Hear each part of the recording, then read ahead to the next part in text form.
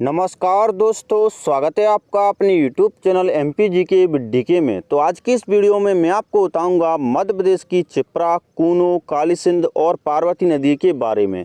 इन चारों नदियों के बारे में बताने के बाद फिर मैं आपका लूँगा टेस्ट, जिससे आपको यह पता चलेगा कि आपको यह वीडियो कितना समझ में आया। तो चलिए अब इस वीडियो को स्टार्ट करते हैं। सबसे पहले मैं आपको बताऊँगा क्षिप्रा नदी के बारे में। क्षिप्रा नदी का उद्गम इंदौर जिले की काकरीवाड़ी नामक पहाड़ी से हुआ है। यानी कि क्षिप्रा नदी इंदौर जिले की काकरीवाड़ी नामक जो पहाड़ी है वहाँ से निकलती है तथा क्षिप्रा नदी मंदसौर में चंबल नदी में समाहित हो जाती है, यानी कि चंबल नदी में जाकर मिल जाती है। चलिए इस पॉइंट को मैं आपको मैप के द्वारा बताता हूँ ताकि आपका यह पॉइंट और भी अच्छे से क्लियर हो जाए। तो देखिए ये रहा अपना मैप। इसमें आपको ये ब्लैक कलर का डॉट दिखाई दे रहा है, ये मध्य प्रदेश का इंदौर जिला है। तो क्षिप्रा नदी इंदौर जिले से निकलती है और ऐसे बहते हुए यहाँ पर मंदसौर में चंबल नदी में जाकर मिल जाती है। ठीक है। और मैं आपकी जानकारी के लिए बता दूं कि चंबल नदी भी इंदौर जिले से निकलती है, पर वो कुछ इस तरह से बहती है जो आप यहाँ पर देख सकती हैं। ठीक है, ऐसे बहती है चंबल नदी। ओके, तो अब आपको समझ में आ गया होगा कि क्षिप्रा नदी इंदौर जिले से निकलती है और मंदसौर में चंबल नदी में जाकर मिल जाती है। ओके, चलिए अब मैं आपको बताता हूँ अगले पॉइंट के बारे में। अगला पॉइंट है अपना, क्षिप्रा नदी को मालवा की गंगा कहती हैं। क्या कहती हैं? मालवा की गंगा कहती हैं क्षिप्रा नदी को। ठीक है, अगर आपने मेरा पठार वाला वीडियो देखा होगा तो आपको पता होगा कि मालवा का पठार मध्य प्रदेश के मैप में कहाँ पर है। चलिए इसको भी मैं आपको मैप के द्वारा बता देता हूँ ताकि आपका यह पॉइंट भी अच्छे से क्लियर हो जाए। तो देखिए ये रहा अपना मैप। इसमें आपको ये इतना सारा एरिया दिखाई दे रहा है, इसी को कहती है मालवा का पठार। ठीक है, और क्षिप्रा नदी मालवा के पठार के अंतर्गत आती है, यानी कि यहाँ से निकलती है कुछ इस प्रकार। ठीक है, इसीलिए इसे मालवा की गंगा कहती हैं। और यहाँ पर एक क्वेश्चन और बनता है कि मध्य प्रदेश की गंगा किस नदी को कहती हैं। तो यहाँ पर मैं आपको बता दूँ कि मध्य प्रदेश की गंगा बेतवा नदी को कहती हैं और मालवा की गंगा क्षिप्रा नदी को कहती हैं। ठीक है, आपको कोई कन्फ्यूजन हो तो आप मुझे कमेंट कर देना, मैं आपको बता दूँगा। ओके, चलिए अगला पॉइंट देख लेते हैं। अगला पॉइंट है अपना, क्षिप्रा नदी की कुल लंबाई 195 किलोमीटर है। यानी कि यहाँ से लेकर यहाँ तक की जो उसकी लंबाई है वो कितनी है? 195 किलोमीटर। ओके, इसकी सहायक नदी खान नदी है। ठीक है, इसकी एक सहायक नदी है जिसका नाम क्या है? खान नदी। इसको आपको अच्छे से याद रखना है। ओके, अगला पॉइंट अपना, क्षिप्रा नदी के किनारे उज्जैन शहर बसा हुआ है। ठीक है, यहाँ पर एक क्वेश्चन पूछा जा सकता है आपसे कि किस नदी के किनारे उज्जैन शहर बसा हुआ है। ठीक है, तो ये बहुत ही ज़्यादा इंपॉर्टेंट क्वेश्चन है, इसको आपको अच्छे से याद रखना है क्योंकि यह क्वेश्चन बहुत बार पूछा गया है और आगे भी आपसे पूछा जा सकता है। ठीक है, तो इसका करेक्ट आंसर हो जाएगा क्षिप्रा नदी। क्षिप्रा नदी के किनारे उज्जैन शहर बसा हुआ है। ओके, उज्जैन में प्रति 12 वर्ष के पश्चात महाकुंभ का आयोजन किया जाता है। ये तो आपको पता होगा कि उज्जैन में 12 वर्ष के पश्चात एक मेला लगता है। ठीक है, तो इतने सारे आपको पॉइंट अच्छे से याद रखने हैं क्षिप्रा नदी से। ओके, चलिए अब मैं आपको बताता हूँ अगली नदी के बारे में। अब मैं आपको बताऊँगा कूनो नदी के बारे में। कूनो नदी का उद्गम शिवपुरी के पठार से हुआ है। यानी कि कूनो नदी शिवपुरी के पठार से निकलती है तथा यह नदी मुरैना के पठार को पार करके चंबल नदी में समाहित हो जाती है, यानी कि चंबल नदी में जाकर मिल जाती है। चलिए इस पॉइंट को मैं आपको मैप के द्वारा बताता हूँ ताकि आपका यह पॉइंट अच्छे से क्लियर हो जाए। तो देखिए ये रहा अपना मैप।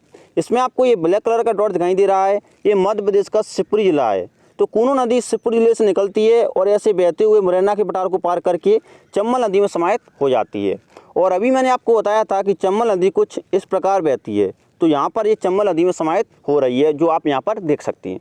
तो अब आपको यह पॉइंट अच्छे से क्लियर हो गया होगा कि कूनो नदी शिवपुरी जिले से निकलती है और मुरैना के पठार को पार करके चंबल नदी में समाहित हो जाती है। ओके, चलिए अगला पॉइंट देख लेते हैं। अगला पॉइंट है अपना, कूनो नदी की कुल लंबाई 180 किलोमीटर है। ठीक है, कितनी है? 180 किलोमीटर। यानी कि यहाँ से लेकर यहाँ तक की जो उसकी लंबाई है वो 180 किलोमीटर है। ओके, चलिए अब मैं आपको बताता हूँ अगली नदी के बारे में। अब मैं आपको बताऊँगा काली सिंध नदी के बारे में। काली सिंध नदी का उद्गम देवास जिले के बागली गांव से हुआ है।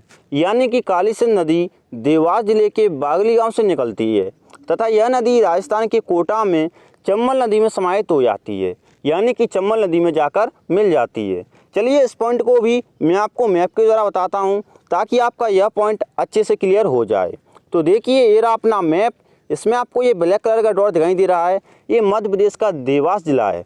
तो काली सिंध नदी देवास जिले से निकलती है और ऐसे बहते हुए यहाँ पर राजस्थान के कोटा में चंबल नदी में जाकर मिल जाती है। ओके, और अभी मैंने आपको बताया था कि चंबल नदी कुछ इस प्रकार बहती है। तो अब आप यहाँ पर देख सकती हैं कि कालीसिंध नदी देवास जिले से निकल रही है और यह राजस्थान के कोटा में चंबल नदी में समाहित हो रही है। ठीक है, तो अब आपका यह पॉइंट अच्छे से क्लियर हो गया होगा। चलिए अगला पॉइंट देख लेते हैं। अगला पॉइंट है अपना, कालीसिंध नदी की कुल लंबाई 150 किलोमीटर है, यानी कि यहाँ से लेकर यहाँ तक की जो इसकी लंबाई है वो कितनी है, 150 किलोमीटर। ओके, चलिए अगला पॉइंट देख लेते हैं। अगला पॉइंट है अपना, कालीसिंध नदी के किनारे बसे हुए प्रमुख शहर। ठीक है, ये कालीसिंध नदी के किनारे बसे हुए कुछ शहर हैं। देखिए, सोनकच्छ, देवास और बागली गांव। ठीक है, इनकी मैंने ट्रिक बनाई है जिससे आप इन शहरों को अच्छे से याद रख पाएंगे।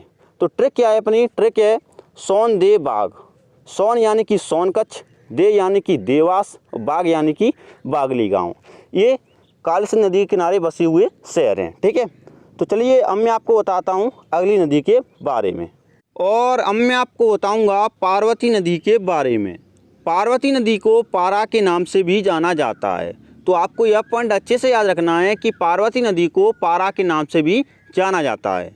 पार्वती नदी का उद्गम सीहोर जिले से हुआ है, यानी कि पार्वती नदी सीहोर जिले से निकलती है तथा यह नदी भी राजस्थान के कोटा में चंबल नदी में समाहित हो जाती है, यानी कि चंबल नदी में जाकर मिल जाती है। चलिए इस पॉइंट को भी मैं आपको मैप के द्वारा बताता हूँ ताकि आपका यह पॉइंट भी अच्छे से क्लियर हो जाए। तो देखिए, ये रहा अपना मैप। इसमें आपको ये ब्लैक कलर का डॉट दिखाई दे रहा है, ये मध्य प्रदेश का सीहोर जिला है। तो पार्वती नदी सीहोर जिले से निकलती है और ऐसे बहते हुए यहाँ पर राजस्थान के कोटा में चंबल नदी में जाकर मिल जाती है। ओके, और अभी मैंने आपको बताया था कि चंबल नदी कुछ इस प्रकार बहती है। ठीक है, तो अब आपका यह पॉइंट अच्छे से क्लियर हो गया होगा कि पार्वती नदी सीहोर जिले से निकलती है और राजस्थान के कोटा में चंबल नदी में जाकर मिल जाती है। ओके, चलिए अगला पॉइंट देख लेते हैं।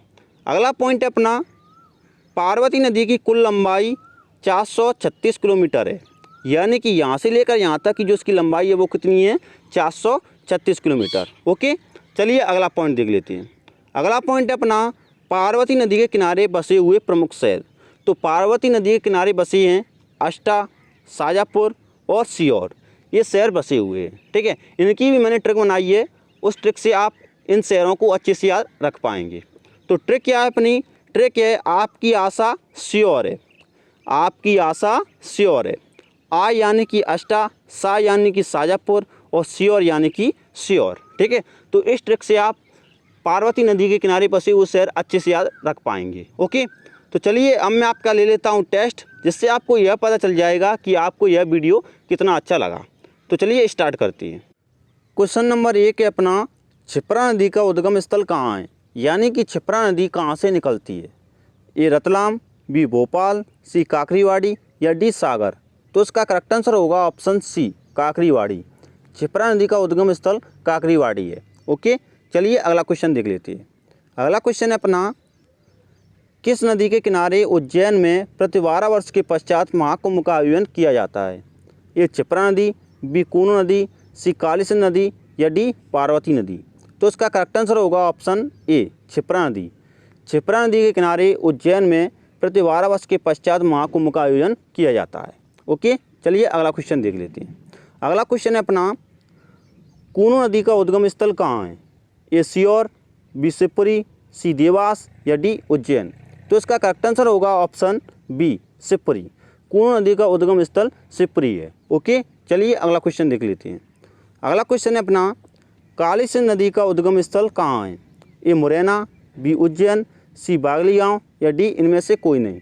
तो इसका करेक्ट आंसर होगा ऑप्शन सी, बागली गाँव।